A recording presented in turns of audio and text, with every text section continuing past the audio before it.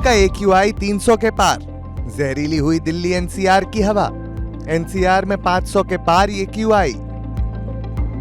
आप हमेशा दिवाली के आसपास दिल्ली NCR में एक शब्द सुनते हैं, AQI, और इसका मुख्य कारण है दिवाली के आसपास पराली जलना और दूसरे कारणों से प्रदूषण बढ़ जाना।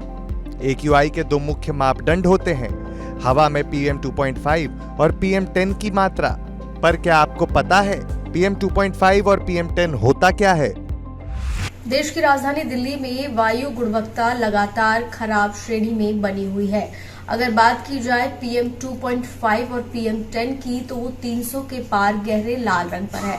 लेकिन अगर बात करें कि ये PM 2.5 और PM 10 किस तरीके से हमें वायु गुणवत्ता को लेकर चेतावनी देता है, इस पर ज्यादा बातचीत करते हैं।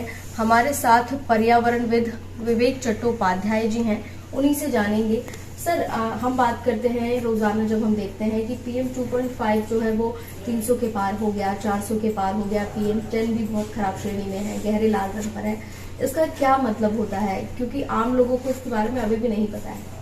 देखिए, PM 2.5 या PM 10 जो होता है, ये बहुत प्रदूषण के बहुत छोटे कण होते हैं। इसमें स्मोक शामिल है, इसमें कार्बन पार्टिकल्स होते हैं, अनबर्न कार्बन पार्टिकल्स होते हैं, इवन डस्ट भी होता है, और तमाम तरह के स्रोतों से ये कंट्रीब्यूट होता है और इसको मेजर किया जाता है। इसकी मॉनिटरिंग होती है, एयर क्वालिटी मॉनिटरिंग, और इसकी सघनता मापी जाती है कि हवा में कितनी है प्रति क्यूबिक मीटर एयर में जी। तो जैसे हम PM 2.5 कहते हैं, उसका सेफ लेवल जो है दिन भर में 24 घंटे के दौरान वो आपके 60 माइक्रोग्राम पर क्यूबिक मीटर से कम रहना चाहिए जी। परंतु अगर इस लेवल से अगर ज्यादा हो जाए तो दुष्प्रभाव इसके होने स्टार्ट हो जाते हैं। सबसे पहले उनको तकलीफ होती है जिनको सांस की बीमारियां हैं या अस्थमा है, या अस्थमा को ट्रिगर करता है, या फिर अपर रेस्पिरेटरी प्रॉब्लम्स जो होती हैं वो भी इससे जुड़ी हुई हैं, और भी कई हेल्थ प्रॉब्लम्स होती हैं इससे।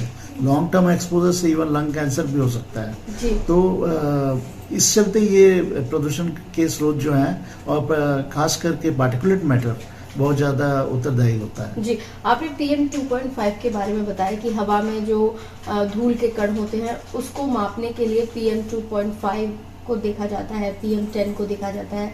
तो खतरनाक PM 2.5 होता है जी।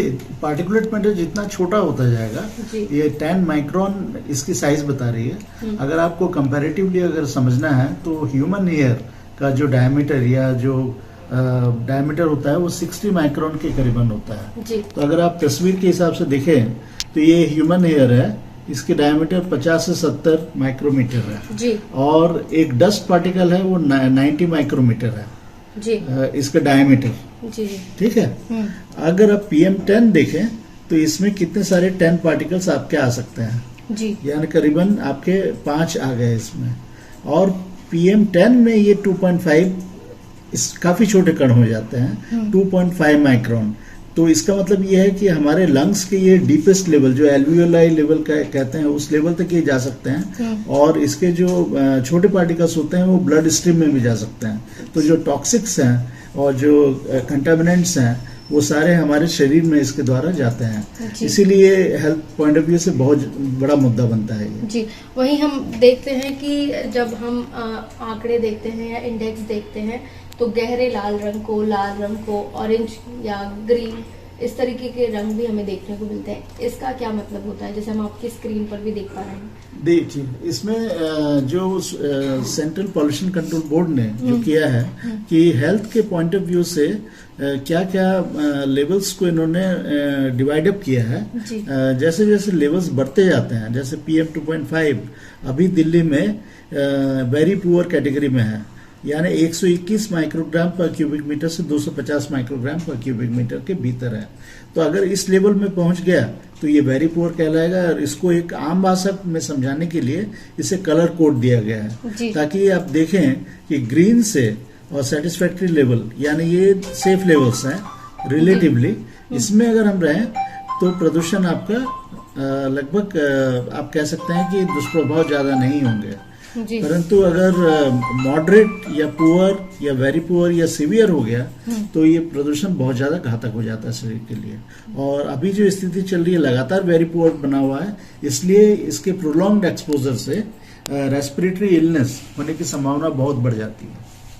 चलिए, बहुत बहुत शुक्रिया हमसे बात करने के लिए। तो इस तरीके से पर्यावरणविद विवेक चट्टोपाध्याय ने बताया, जो कि centre for environment and science के लिए काम करते हैं, जो बता रहे हैं कि हवा में जो प्रदूषण होता है उसे मापने के लिए पर्टिकुलर मैटर जो होता है PM 2.5 और PM 10 का इस्तेमाल किया जाता है। इसी से ये मापा जाता है कि हवा में धूल के कण कितने ज्यादा हैं और कितने खतरनाक हैं। Poonam Panauria, ABP news, Delhi.